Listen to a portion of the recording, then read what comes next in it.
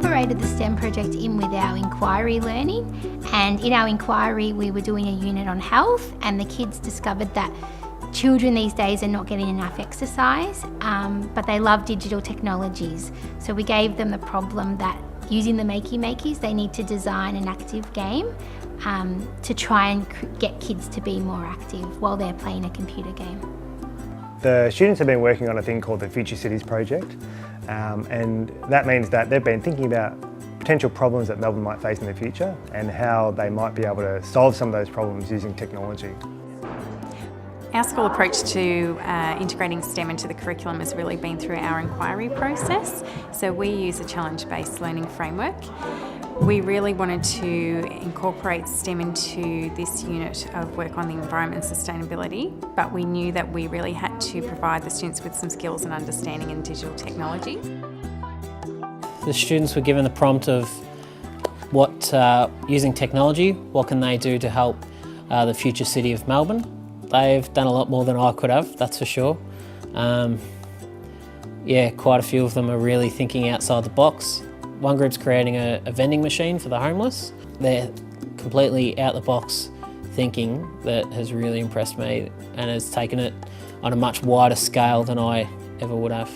What excites me the most about STEM is the faces on the children when they're engaged in the process. You never have to ask a child to get back on task. They are so absolutely engaged in the task and wanting to, when is the next STEM lesson? When is the next time that we get to work on our design projects? They're actually looking forward to the opportunities that we're giving them through STEM. So what excites me the most about STEM is that we are creating the learners of the future. I think it's really good to get the students critically thinking about problem solving. There's a problem here, how are we going to solve that problem? Being able to become more independent learners. It's been really good to see the students tackle problems head on and being able to solve their problem or find a solution and test and reevaluate and understand that, you know what, the first time you have a go at something, it doesn't matter if you get it right or wrong. It's about continuously testing something and reevaluating, see how they go, lots of trial and error. I think our kids have had to be really resilient. That was a big learning curve for some groups, especially when their projects weren't working and weren't doing what they want them to do. So we've had to really keep enforcing that it's all part of learning, and actually having challenges is a good thing, and it's actually helping them to learn and become better at what they're doing because they're having to figure out a problem and a way around it. I think the kids' enthusiasm towards the project has been great. It's something that they probably don't get to do very often, and it is something that they've really been engaged with. They're really kind of, motivated to do it, and it's one of those things that it's just the buzz in the room has been fantastic. They're just motivated. They're really busy on things, so it's really been good. It's very messy, but it's very productive. So, the classroom might look like a tip at some stages because of all the materials that they're using, all the things that they're creating. However, the kids really benefit from it, and the learning comes in when they're coding, when they're measuring, when they're creating things, they're showing their critical thinking, and their maths really comes into it as well. So just kind of go with the flow, go with it, and let the kids take it wherever they want to.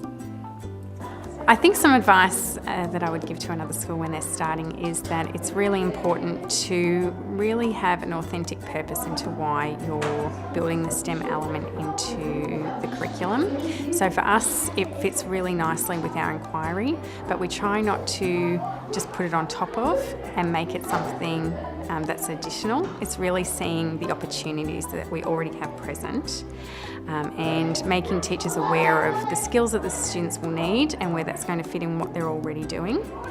And having the exposure to the different types of resources that we have, giving them opportunities to be able to play and explore with those so that they can see the potential of how it can be used in things that they're already doing in their classroom at the moment.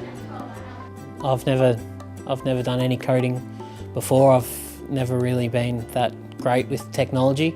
So having people at Scienceworks come in, show us technologies, show us how to use the technologies, help us out with ideas, that's been really beneficial for me so that I can give the students those ideas, because I never would have been able to come up with them myself. We've been really lucky to have the support from Scienceworks in terms of having access to be able to email and ask for feedback and support, in terms of helping us set some data tools and looking at assessment that we could do in getting some baseline data from our students. So that was a great tool to be able to see where our students are at, and then we'll be able to use some of that assessment at the end of this project to see where the growth has been. So having that insight's been really helpful, and also to be able to provide a shared experience to meet with other teachers from different schools and to talk about what projects they've been embarking on and what the challenges have been and what some of the strengths have been, and just to have a space to be able to share that's been really valuable. Having the community on Google as well and being able to kind of bounce ideas off each other has been fantastic. Hearing about how other schools are going is also kind of, it's one of those things where it's been really good to have that sounding board. Scienceworks kind of gave us the opportunity to try out a lot of equipment before we bought it, and a lot of the equipment's really expensive, so it's kind of been great to be able to have a go at these things before we kind of invested a lot of money. It's, I guess, part of a small school is that you don't get a lot of budget for these things, and you kind of can't really afford to invest poorly. So it's good to be able to kind of try these things out, and also having Scienceworks in the background just to kind of always give you some advice and support whenever you need it. And it's also kind of made it a little bit more real for the kids as well, in that they're actually doing it for an audience. So it's not just something that it's just going to kind of be put away and no one's ever going to see it. The showcase aspect of it actually means that they're actually they're trying to do their best work, and they know it's for a purpose as well.